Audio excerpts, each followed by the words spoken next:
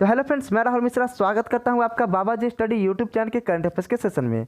तो फ्रेंड्स, आज है 27 जुलाई और 27 जुलाई के इंपॉर्टेंट करंट अफेयर्स के क्वेश्चन को मैं इस वीडियो में डिस्कस करूंगा, जो कि आपके आने वाले किसी भी वनडे कॉम्पिटिटिव एग्जाम के लिए मोस्ट हेल्पफुल रहने वाले हैं। और हाँ फ्रेंड्स, यदि आप इस करंट अफेयर्स की पीडीएफ फाइल प्राप्त करना चाहते हैं तो आप बाबा जी स्टडी टेलीग्राम चैनल को ज्वाइन कर सकते हैं, जिसका लिंक आपको डिस्क्रिप्शन बॉक्स में दे रखा है। तो चलिए फ्रेंड्स, स्टार्ट करते हैं आज के टॉप 10 करंट अफेयर्स क्वेश्चन को। तो हमारा आज का पहला प्रश्न है कि हाल ही में यूनेस्को ने तेलंगाना के किस मंदिर को विश्व धरोहर में शामिल किया है। तो हाल ही में यूनेस्को ने तेलंगाना में स्थित काकतीय रुद्रेश्वर रामप्पा मंदिर को विश्व धरोहर के रूप में शामिल किया है। अब इस मंदिर का रामप्पा मंदिर ही क्यों पड़ा, इसके रिगार्डिंग भी आपसे क्वेश्चन पूछ सकता है। तो इसके जो शिल्पकार थे उसका नाम रामप्पा था और उन्होंने 40 वर्षों की अथक परिश्रम के दौरान, अथक परिश्रम के बाद इस मंदिर का निर्माण किया था। इसी कारण इस मंदिर का नाम रामप्पा मंदिर पड़ा। और यह रामप्पा नाम क्यों पड़ा, तो यह शिल्पकार के नाम पे पड़ा। और यह क्वेश्चन क्यों इंपॉर्टेंट है, क्योंकि इस मंदिर का निर्माण 40 वर्षों के बाद किया गया था। मतलब 40 वर्षों तक इस मंदिर का काम चला था और इसके जो मुख्य कलाकार थे, कारीगर थे, वे रामप्पा थे और इन्हीं के नाम पर इस मंदिर का नाम रामप्पा पड़ा। और इसके साथ ही जो रामप्पा मंदिर है वह भारत की ओर से 39 ऐसा प्लेस बन गया जो विश्व धरोहर के रूप में शामिल है। इसके अलावा भारत के और 38 ऐसे स्थल हैं जो विश्व धरोहर के रूप में यूनेस्को द्वारा शामिल किए जा चुके हैं। अब फ्रेंड्स, यहाँ पर एक टर्म है आपका यूनेस्को। तो यूनेस्को की फुल फॉर्म क्या होती है, आपको कमेंट बॉक्स में कमेंट करना है।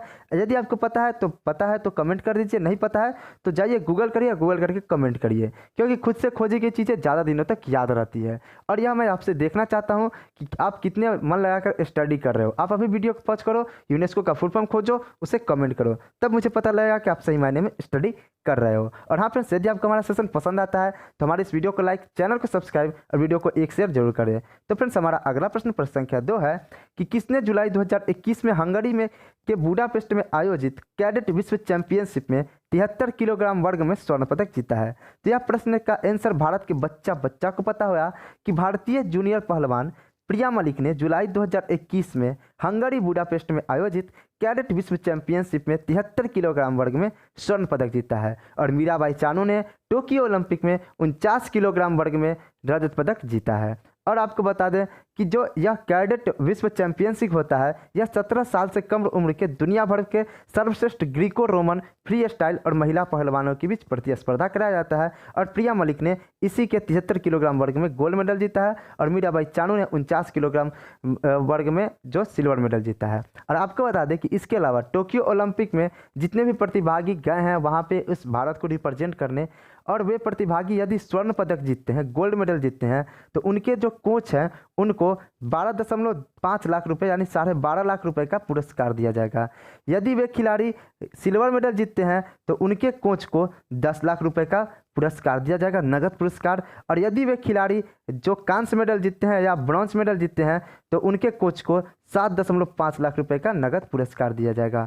और रजत पदक जो मीराबाई चानू ने जीता है, सिल्वर मेडल, उनको अंतर्राष्ट्रीय या भारतीय ओलंपिक संघ ने 50 लाख रुपए नगद पुरस्कार देने की घोषणा की है। तो यह भी प्रश्न इंपॉर्टेंट रहता है कि भारतीय ओलंपिक संघ ने मीराबाई चानू को कितने लाख रुपए का नगद पुरस्कार देने की घोषणा की है रजत पदक जीतने के बाद।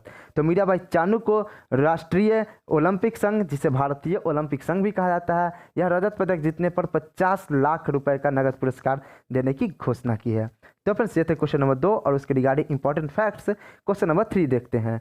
जुलाई 2021 में किस देश ने अंतर्राष्ट्रीय सौर गठबंधन के लिए रूपरेखा समझौते की पुष्टि की है। तो यह पुष्टि किया है स्वीडन ने। स्वीडन ने अंतर्राष्ट्रीय सौर गठबंधन के लिए रूपरेखा समझौता की पुष्टि की है। यह अब वैश्विक मंच का सदस्य बन चुका है, जिसका उद्देश्य अक्षय ऊर्जा और सतत विकास को बढ़ावा देना है। अंतर्राष्ट्रीय सौर गठबंधन भारत द्वारा शुरू किए गए 121 देशों का एक गठबंधन है, जो पूरी तरह से या आंशिक रूप से कर्क रेखा और मकर रेखा के बीच स्थित है। कर्क रेखा और मकर रेखा आप सबको पता ही होगा, यह ग्लोब है। ग्लोब में यह क्या होता है, 0 डिग्री, जिसे इक्वेटर कहा जाता है। कर्क रेखा, मकर रेखा आप सबको पता होगा, कर्क रेखा कहाँ है, मकर रेखा कहाँ है, यदि आप थोड़ी सी भी स्टडी करते हो तो अब यह स्वीडन ने किया है। तो स्वीडन के बारे में जान लेते हैं। स्वीडन की कैपिटल कहाँ है, स्टॉकहोम स्वीडन की कैपिटल है। स्वीडन के प्रधानमंत्री कौन है, स्टीफन लोफवेन स्वीडन के प्रेजेंट टाइम के प्रधानमंत्री है। और स्वीडन की करेंसी क्या है, स्वीडिश क्रोना स्वीडन की करेंसी है। अगला प्रश्न संख्या 4 देखते हैं। किसने an ordinary life portrait of an Indian generation नामक एक नई पुस्तक लिखी है। तो अशोक लवासा ने an ordinary life of an Indian generation नामक एक नई पुस्तक का विमोचन किया है। अशोक लवासा ने एशियाई विकास बैंक के उपाध्यक्ष बनने के लिए 2020 में चुनाव आयुक्त के पद से इस्तीफा दे दिया था। यानी कि अशोक लवासा आपके इससे पहले क्या थे, तो इससे पहले चुनाव आयुक्त थे। अशोक लवासा 1980 बैच के IAS अधिकारी है। लवासा ने अपने कैडर राज्य हरियाणा और भारत सरकार में विभिन्न पदों पर भी कार्य कर चुके हैं। तो फ्रेंड्स यह जो क्वेश्चन है आपके लिए इंपॉर्टेंट हो जाता है बुक्स एंड ऑथर से। फ्रेंड्स जब भी कोई बुक्स आती है तो मैं आपको उस बुक्स का नाम लेकर आता हूं, क्योंकि एक क्वेश्चन स्टूडेंट हमेशा गलत करके आते हैं बुक्स एंड ऑथर से। बुक्स एंड ऑथर से वही क्वेश्चन पूछे जाते हैं आपके एग्जाम में जो आपके प्रेजेंट टाइम में बुक का विमोचन किया जाता है, वही क्वेश्चन आते हैं। तो जितने भी मैं बुक्स एंड ऑथर कर रहा हूँ उसे डे बाय डे करके नोट किया करिए। आप एक पेज कर लीजिए जिसमें सिर्फ बुक्स एंड ऑथर लिखिए और हर दिन बुक्स एंड ऑथर को पढ़ते जाइए, रोज रोज पढ़ते जाइए, रोज उस बुक्स एंड ऑथर को पढ़िए। जैसे कि महीने में ज़्यादा से ज़्यादा मैक्सिमम आएंगे, मैक्सिमम 5 बुक एंड ऑथर आपको देखने को मिलेंगे। और यदि आप रोज पढ़ते जाएंगे तो बुक्स एंड ऑथर आपको याद होते जाएंगे। तो भूलने का सबसे अच्छा तरीका है भूलने न देने का, कि आप रोज स्टडी करो। अगला प्रश्न संख्या 5 है कि किस देश के राष्ट्रपति ने देश भर में हिंसक विरोध प्रदर्शन के बाद प्रधानमंत्री को बर्खास्त कर दिया और संसद को निलंबित कर दिया है? तो ट्यूनीशियाई राष्ट्रपति यानी ट्यूनीशिया के राष्ट्रपति कैस सैयद ने देश भर में हिंसक विरोध प्रदर्शन के बाद प्रधानमंत्री हिकेम मोचिची को बर्खास्त कर दिया और संसद को भी निलंबित कर दिया। राष्ट्रपति कैस सैयद नए प्रधानमंत्री की सहायता से कार्यकारी अधिकार ग्रहण करेंगे और ये ट्यूनीशिया आधिकारिक तौर पर ट्यूनीशिया गणराज्य अफ्रीका का उत्तरी देश है। ट्यूनीशिया कहाँ का है? ट्यूनीशिया आधिकारिक तौर पर ट्यूनीशिया गणराज्य और अफ्रीका का सबसे उत्तरी देश है, जिसकी कैपिटल ट्यूनिस है और मुद्रा ट्यूनीशियाई डॉलर है। और प्रेजेंट टाइम के राष्ट्रपति कौन है? कैस सैयद। और कैस सैयद ने ही जो पिछले प्रधानमंत्री थे जिनको हिमेक मोचिची के नाम से जाना जाता था, हिंसक विरोध प्रदर्शन के कारण इनको बर्खास्त कर दिया है। अगला प्रश्न संख्या 6 देखते हैं। प्रश्न संख्या हमारा 6 है कि सनशिप ग्रुप ने किस देश में बाटम शहर के पास दुनिया का सबसे बड़ा फ्लोटिंग सोलर फॉर्म बनाने की योजना की है? तो यह प्रश्न एक बार और मैं आपको करा चुका हूं कि किस देश में दुनिया के सबसे बड़ा सोलर फॉर्म बनाने की घोषणा की गई है, बट उस समय शहर का नाम डिसाइड नहीं था। इस कारण में अब शहर का नाम डिसाइड हो चुका है, बाटम शहर में करा जाएगा। और इसका अगर आप मेरे रोज करंट अफेयर्स के सेशन को ज्वाइन करते होंगे तो इसका जवाब आपको पता होगा, इंडोनेशिया में। सनशिप ग्रुप की योजना इंडोनेशिया के बाटम शहर के पास दुनिया का सबसे बड़ा तैरता हुआ सोलर फार्म बनाने की घोषणा की है। फ्लोटिंग फोटोवोल्टिक सिस्टम की क्षमता 2.2 गीगावाट होने की उम्मीद है। यह बाटम द्वीप पर द्वियाकांग जलाशय में 1600 हेक्टेयर को कवर करेगा और इसके निर्माण में लगभग $2 बिलियन का खर्च आएगा। इस संबंध में 19 जुलाई 2021 को एक समझौते पर हस्ताक्षर किए गए। तो दुनिया के किस देश में फ्लोटिंग सोलर फार्म बनाने की घोषणा की गई है? तो इंडोनेशिया में। इंडोनेशिया के किस शहर में? तो बाटम शहर में। इंडोनेशिया की बात आई है तो इंडोनेशिया की कैपिटल कहाँ है? जकार्ता। इंडोनेशिया के प्रेजेंट टाइम के प्रेसिडेंट कौन है? तो जोको विडोडो इंडोनेशिया के प्रेजेंट टाइम के प्रेसिडेंट है। इंडोनेशिया के प्रेजेंट टाइम की करेंसी क्या है? तो इंडोनेशियाई रुपया इंडोनेशिया की प्रेजेंट टाइम की करेंसी है। और आपको एक और जवाब कमेंट बॉक्स में कमेंट करना है कि इंडोनेशिया एशियान देशों का समूह है या सार्क देशों का समूह है। इसका जवाब आपको कमेंट बॉक्स में कमेंट करना है। अगला प्रश्न संख्या 7 देखते हैं। प्रश्न संख्या 7 है, हाल ही में किसने 40 सदस्यीय महिला दस्ते स्पेशल 40 का गठन किया है? तो मध्य प्रदेश में इंदौर पुलिस ने, कौन सी पुलिस ने? इंदौर पुलिस ने नाबालिग लड़कियों को यौन अपराधियों से बचाने और महिलाओं के खिलाफ अपराध पर अंकुश लगाने के लिए 40 सदस्यीय महिला दस्ते स्पेशल 40 का गठन किया। यह पुलिस के लिए जानकारी एकत्र करेगा और सुरक्षा उपाय में त्योहारों, मेलों और अन्य समारोहों में तैनात किया जाएगा।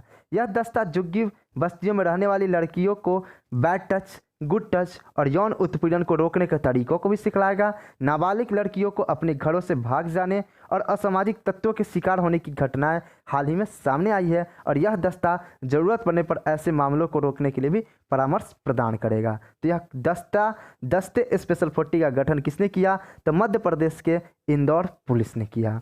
अगला प्रश्न संख्या 8 देखते हैं। 26 जुलाई 2021 को पूरे देश में कारगिल दिवस की कौन सी वर्षगांठ मनाई गई? सबको तो यह तो पता हैगा कि विश्व जो राष्ट्रीय कारगिल दिवस है कब मनाया जाता है, तो यह 26 जुलाई को मनाया जाता है। बट बहुतों को यह पता नहीं होगा कि कारगिल विजय दिवस की कौन सी वर्षगांठ मनाई गई। तो यह जो वर्षगांठ मनाई गई या 22वीं वर्षगांठ मनाई गई। पूरे देश में 26 जुलाई 2021 को कारगिल विजय दिवस की 22वीं वर्षगांठ मनाई गई। यह दिन 1999 कब 1999 में ऑपरेशन विजय में भारतीय सशस्त्र बलों की जीत का प्रतीक है, जब उन्होंने कारगिल सेक्टर में उच्च चौकियों से पाकिस्तानी सेना द्वारा समर्थित घुसपैठियों को खदेड़ा था। भारत 2021 में बांग्लादेश मुक्ति की स्वर्णिम विजय वर्ष भी मना रहा है। लद्दाख की अपनी दूसरी यात्रा पर भारत के राष्ट्रपति और भारतीय सशस्त्र बलों के सर्वोच्च कमांडर रामनाथ कोविंद कारगिल विजय दिवस की 22वीं वर्षगांठ में भाग लिए और वह द्रास में कारगिल युद्ध स्मारक का दौरा भी किए और कारगिल विजय दिवस समारोह में भाग लेने वाले पहले राष्ट्रपति बने। तो यह प्रश्न आपके लिए इम्पोर्टेंट इसलिए ही था कि कारगिल विजय दिवस में भाग लेने वाले भारत के प्रथम राष्ट्रपति कौन है। तो प्रेजेंट टाइम के राष्ट्रपति रामनाथ कोविंद कारगिल विजय दिवस में भाग लेने वाले भारत के प्रथम राष्ट्रपति बने हैं। यह क्वेश्चन मोस्ट इंपॉर्टेंट हो जाता है आपके किसी भी कॉम्पिटिटिव एग्जाम के लिए। अगला प्रश्न संख्या 9 देखते हैं कि जुलाई 2021 में नदी को जानो ऐप किसने लॉन्च किया है। तो जुलाई 2021 में हमारे प्रेजेंट टाइम के शिक्षा मंत्री, प्रेजेंट टाइम के कौन से मंत्री? शिक्षा मंत्री। शिक्षा मंत्री प्रेजेंट टाइम के कौन है? तो प्रेजेंट टाइम के हमारे शिक्षा मंत्री जो बने हैं धर्मेंद्र प्रधान ने 25 जुलाई 2021 को नदी को जानो ऐप लॉन्च किया है। ऐप का उद्देश्य पूरे भारत में नदियों के बारे में जानकारी इकट्ठा करना है। यह पहल पुनरुत्थान फाउंडेशन के लिए शोध का हिस्सा है। यह ऐप नदियों की भौगोलिक, स्थानीय जल स्तर और प्रदूषण को स्तर को एकत्र करेगा। भारत का कोई भी छात्र इस जानकारी को अपलोड कर सकता है, यानी कि इसमें भारत का कोई भी बच्चा इस जानकारी को, कोई भी जानकारी को नदी के बारे में या भारत का कोई भी व्यक्ति अपलोड कर सकता है। अब यहाँ पे आपके ऑप्शन में मैंने जो लिख रखा है मनसुख मांडविया, यह क्या बने हैं प्रेजेंट टाइम में? तो मनसुख मांडविया स्वास्थ्य और परिवार कल्याण मंत्रालय और रसायन और उर्वरक मंत्री बने हैं। यानी कि आपके स्वास्थ्य मंत्री कौन है? तो मनसुख मांडविया, जिनका मनसुख हो वही हमारे प्रेजेंट टाइम की स्वास्थ्य मंत्री है मनसुख मांडविया। अश्विनी चौबे, अश्विनी चौबे क्या बने हैं? तो पीयूष गोयल के स्थान पे अश्विनी चौबे बने हैं। और पीयूष गोयल पहले क्या थे? तो आप सबको पता होगा रेल मंत्री थे, लेकिन अश्विनी चौबे को रेल मंत्री के साथ साथ संचार मंत्री और इलेक्ट्रॉनिक सूचना प्रौद्योगिकी मंत्रालय भी दिया गया है। और हमारे पीयूष गोयल चाचा क्या बन गए हैं?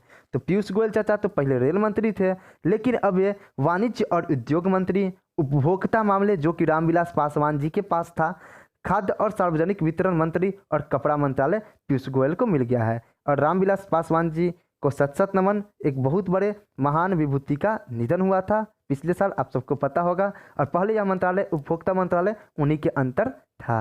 और एक प्रश्न आपके लिए और इम्पोर्टेंट हो जाता है, यह नए मंत्रिमंडल की बात आई है तो मैं आपको बता देता हूँ कि अमित शाह को सहकारिता मंत्रालय भी दे दिया गया है। और सहकारिता मंत्रालय के साथ साथ गृह मंत्री भी अमित शाह हैं। अमित शाह क्या है? प्रेजेंट टाइम के गृह मंत्री है। और इन्हें एक और मंत्रालय एडिशनल रूप से दिया है, सहकारिता मंत्रालय। तो यह क्वेश्चन आपके लिए मोस्ट इंपॉर्टेंट है कि हमारे प्रेजेंट टाइम के सहकारिता मंत्रालय कौन है। इस पे बच्चे ज़्यादा ध्यान नहीं देंगे, तो वे अमित शाह हैं। तो फ्रेंड्स ये थे क्वेश्चन नंबर 9। क्वेश्चन नंबर 10 देखते हैं, जो कि आज का आखिरी प्रश्न है कि किस राज्य में मची राजनीतिक उथल पुथल के बीच BS येदियुरप्पा ने मुख्यमंत्री पद से इस्तीफा दे दिया है। तो इस नाम से आप परिचित होंगे, BS येदियुरप्पा कहाँ के मुख्यमंत्री थे? तो आप सबको बता चुका हूं मैं कि BS येदियुरप्पा जो आपके मुख्यमंत्री थे, है नहीं, वे कर्नाटक के थे। कर्नाटक में मची उथल पुथल के बीच BS येदियुरप्पा ने मुख्यमंत्री पद से इस्तीफा देने की घोषणा की। येदियुरप्पा ने कर्नाटक सरकार के 2 साल पूरा होने के मौके पर यह घोषणा की। BS येदियुरप्पा ने कहा कि उन्होंने इस्तीफा देने का फैसला किया। और येदियुरप्पा ने 31 जुलाई 2021 को भाजपा से इस्तीफा दिया था। उन्होंने 30 नवंबर 2012 को कर्नाटक जनता पक्ष से अपनी पार्टी बनाई थी।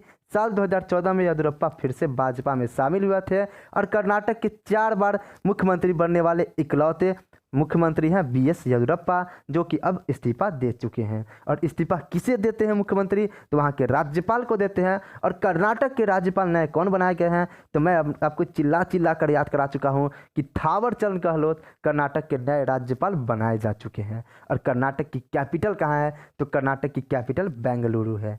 तो फ्रेंड्स, ये थे आज के टॉप 10 करंट अफेयर्स क्वेश्चन। उम्मीद करता हूँ कि आपको हमारा सेशन पसंद आया होगा। यदि आपको हमारा सेशन पसंद आता है तो हमारे इस वीडियो को लाइक, चैनल को सब्सक्राइब और वीडियो को एक शेयर जरूर करें। तो फ्रेंड्स, मिलते हैं अपने नेक्स्ट सेशन में। तब तक के लिए जय हिंद, जय भारत, वंदे मातरम।